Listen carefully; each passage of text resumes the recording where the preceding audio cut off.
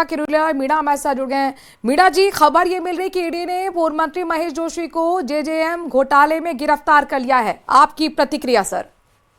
देखो, ऐसा है, आपको जानकारी है, मैंने पिछले राज्य में पत्रकार वार्ता की थी और 20,000 करोड़ के टेंडर ऐसे थे जिनमें जबरदस्त घपला था और एफसी ने उनको अप्रूव किया था, जिसमें माननीय महेश जी का भी हाथ था। 900 करोड़ के काम ऐसे थे श्याम ट्यूबवेल कंपनी और गणपति ट्यूबवेल फर्म के, जो लोग गिरफ्तार भी हो चुके हैं कि उनको कॉम्पिटेंट नहीं होते भी फर्जी डॉक्यूमेंट के फर्जी फेक एंड फैब्रिकेटेड डॉक्यूमेंट के आधार पर जो इरकॉन का वो ले गए अपना अनुभव प्रमाण पत्र, वो पूरी तरह से गलत था। फिर भी उनको काम दे दिए गए और वो काम भी उन्होंने जिस ढंग से किए, घटिया सामग्री डाली, चोरी के पाइपलाइन हरियाणा से ले आए और कई जगह पूरा मटेरियल भी नहीं डाला, तो उन लोगों की गिरफ्तारी हुई। तो ये इनके सरगना थे, आज सरगना को गिरफ्तार कर लिया, ये खुशी की बात है जी किरोड़ीलाल मीणा जी। लेकिन सवाल ये है कि यहाँ पर हमेशा महेश जोशी अपने पर लगे हुए आरोपों को नकारते रहे हैं। कांग्रेस तो ये कहती रही है कि जांच एजेंसी को दुरुपयोग बीजेपी करती रही है, अभी भी वो यही आरोप लगाएंगे। इसका कैसे जवाब देंगे आप? अगर जांच एजेंसी दुरुपयोग करने होती तो अब 1.5 साल बाद एग्जैक्टली 1.25 साल बाद महेश जोशी को पकड़ा है जांच करके। मैं तो इनके खिलाफ पिछले राज्य में मुकदमा दर्ज करने के लिए 3 दिन में अशोकनगर थाने पर धरना दिया था, तो मेरी एफआईआर दर्ज नहीं की, उल्टा मेरे को उठा के ले गए और गिरफ्तार कर लिया। तो ऐसा इसमें दुरुपयोग वाली बात इसलिए नहीं कि बिना किसी गहरी जांच के उठा ले गए। पूरी गहरी जांच ईडी ने की है और जांच करने के बाद प्रूव किया है। सुप्रीम कोर्ट ने इटसेल्फ ने अपने एक ऑब्जर्वेशन दी थी कि आपने मंत्री को छोड़ दिया, ये गलत है, तो ईडी ने आखिर में शिकंजे में ले ही लिया। जी किरोड़ी जी, आप हमेशा, चाहे वो पेपर लीक का मामला हो या फिर घोटाला हुआ हो, हमेशा राजस्थान के लोगों के मुद्दे को उठाते रहे हैं। आपने इसको लेकर भी धरने दिए, अपनी आवाज रखी, अपनी बात रखी। आपको लगता है कि जो एफर्ट्स हैं वो काम आए हैं? मेरे को बड़ी खुशी आज हो रही है। मेरे को इस बात की चिंता थी, बीच में भी अभी 2 महीने पहले मैं ईडी के डायरेक्टर से मिलके आया था। इससे सहित 1-2 मामले और थे। मैंने उनको कहा था ये मामले लंबित हैं, आप कृपया इसमें कार्रवाई करें। हो सकता है ऊपर से डायरेक्टर ईडी ने भी इनको वो डायरेक्शन दिए हो, लेकिन आज जो काम हुआ है बहुत अच्छा हुआ है। भ्रष्टाचार पे अंकुश लगेगा और ऐसे बड़े मंत्री भी अगर घपला करेंगे तो क्या होगा, जब बाढ़ ही खेत को खाने लग जाए तो खेत कैसे बचेगा। इसलिए ईडी का ये जो गिरफ्तारी का काम है ये बड़ा प्रशंसा लायक। जी, भ्रष्टाचार के खिलाफ जीरो टॉलरेंस की नीति की बात बीजेपी सरकार करती रही है। आप ये मानते हैं कि उसका असर भी देखने को मिल रहा है, ये जो आज हुई है गिरफ्तारी? बिल्कुल।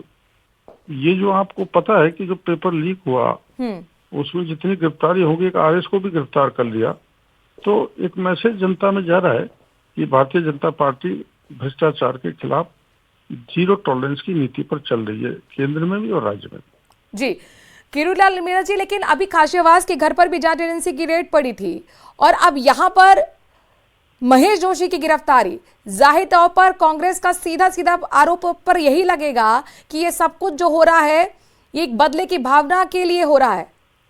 तो ऐसा है, मैं अभी प्रताप सिंह जी खाचरियावास के बारे में ज्यादा मेरे को तथ्यों की जानकारी नहीं है, लेकिन ईडी वैसे ही कोई आंख मीच कर नहीं घुस गई होगी। इनका कनेक्शन कहीं दूसरी जगह से पाया गया था, इसलिए ईडी आई थी।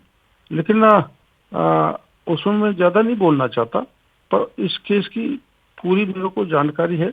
सारे प्रमाण मैंने ईडी को भी दिए, राज्य की एसीबी को भी दिए और वो ईडी ने सही पाए, जिसके आधार पर इनको गिरफ्तार किया गया। अब विरोधी है राजनीतिक दल जो कांग्रेस के वो आरोप लगा रहे हैं ईडी पक्षपातपूर्ण कार्रवाई कर रही है, तो चोर तो शोर मचाएगा कि मैंने चोर नहीं की, इसको कौन मान लेगा। तो पेपर पे है, कागज पे है, प्रमाण है। जी किरोड़ी जी, लेकिन आप ये मानते हैं कि आज जाहिर तौर पर राजस्थान के लोगों के साथ न्याय हुआ है? जल जीवन मिशन एक महत्वाकांक्षी योजना मोदी सरकार की थी, हर घर जल पहुंचाने का, नल पहुंचाने का मकसद था, जो राजस्थान के लिए कितना महत्वपूर्ण था। बड़ी बात यह थी कि इसमें खर्चे के मामले में राजस्थान दूसरे नंबर पर था सर। नहीं, ये इनके ऐसे लोगों के कारण ही राजस्थान नंबर 1 पर नहीं आ पाया और हर घर नल नहीं पहुंच पाया। अभी कैसे बहुत से गांव राजस्थान में ऐसे हैं जिनमें ये भुगतान पूरा उठा ले गए और इन्होंने पूरा हर घर नल नहीं भेजा। तो ऐसे लोगों को तो ऐसा ही सबक मिलना चाहिए जी। लेकिन आज इस बड़े मौके पर आप कांग्रेस को क्या कहना चाहते हैं? कांग्रेस को क्या कहना चाहते हैं? कांग्रेस तो भ्रष्टाचार की जननी है, शुरू से ही इतने घोटाले किए देश में, प्रदेश में, और आज स्पष्ट हो गया कांग्रेस का बहुत बड़ा नेता जो माननीय मुख्यमंत्री जी के बहुत नजदीक हुआ करता था, अपने आप को पाक साफ कहता था, उसका भ्रष्टाचार की कलई खुल गई। बहुत बहुत शुक्रिया किरोड़ीलाल मीणा जी हमसे जुड़ने के लिए। कैबिनेट मंत्री किरोड़ीलाल मीणा हमारे साथ जुड़े हुए थे, जो कह रहे हैं कि भ्रष्टाचार की कलाई खुल गई है, कांग्रेस भ्रष्टाचारी रही है और आज ये एक्सपोज हो गया है। पूर्व मंत्री महेश जोशी की गिरफ्तारी से राजनीतिक भूचाल आ गया है।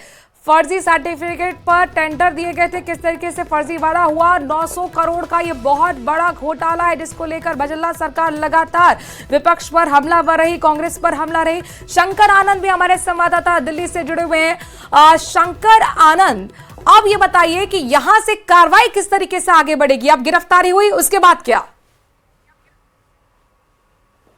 देखिए, गिरफ्तारी के बाद आज जो है उन्हें जयपुर स्थित दफ्तर में रखा जाएगा और कल उन्हें जो स्थानीय ईडी की विशेष कोर्ट है वहां पे उन्हें पेश किया जाएगा।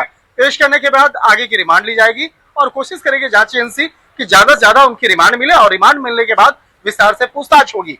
तो एक जब ईडी के कस्टडी में पूछताछ होगी तो उसके बाद ये जानने का प्रयास किया जाएगा कि इस मामले में और किन किन आरोपियों की भूमिका रही है और इस मामले में अब तक जो बयान दर्ज हुए हैं कई अन्य आरोपियों का, तो इस मामले में जानने का प्रयास किया जाएगा। क्योंकि जो मनी लॉन्ड्रिंग का पैसा है, जो करोड़ों रुपए का पैसा जो था, जो इस मामले में स्कैम किया गया, घोटाला किया गया और कई ऐसे ठेकेदारों के माध्यम से जो पैसों की बंदरबाट हुई, तो वो पैसे कहां कहां गया और कहां कहां पैसा को लगाया गया। हालांकि इस मामले पर जो पूछताछ की जो आगे की प्रक्रिया होगी, उसके आधार पर आने वाले दिनों में कई अन्य लोगों को भी पूछताछ के लिए बुलाया जाएगा, उसके लिए सम्मन्स भेजे जाएंगे। तो जो सबसे पहली प्रक्रिया होगी, कल उन्हें जयपुर स्थित जो ईडी का विशेष कोर्ट है उस कोर्ट में उनको पेश किया जाएगा। पेश करने के बाद उनकी रिमांड ली जाएगी और रिमांड के वक्त में कोर्ट को बताया जाएगा कि इनके खिलाफ आरोप क्या है और किस तरह से इनके खिलाफ तमाम आरोपों को यहाँ पर उससे जुड़े हुए तमाम सबूतों को इकट्ठा किया गया है और किन किन आरोपी, दूसरे जो अन्य आरोपी हैं जिनका बयान इस मामले में बेहद महत्वपूर्ण है,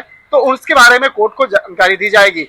उसी के आधार पर आगे की रिमांड मांगी जाएगी। तो यहाँ पर जो सबसे महत्वपूर्ण मसला है कि आज उनकी जो रात है वो जयपुर स्थित जो ईडी का दफ्तर है वहां पे कटने वाला है और कल उनको स्थानीय कोर्ट में, जो ईडी की स्थानीय कोर्ट है, वहां पे पेश किया जाएगा और आगे की रिमांड ली जाएगी। तो कहा जा सकता है कि इस केस में, इस पूरे जो मामले में एक बहुत बड़ी गिरफ्तारी है, क्योंकि ये तत्कालीन मंत्री रह चुके हैं और मंत्री रहने के दौरान में किस तरह से इस पूरे योजना को प्रभावित किए थे। इस मामले में कई ऐसे आरोपी से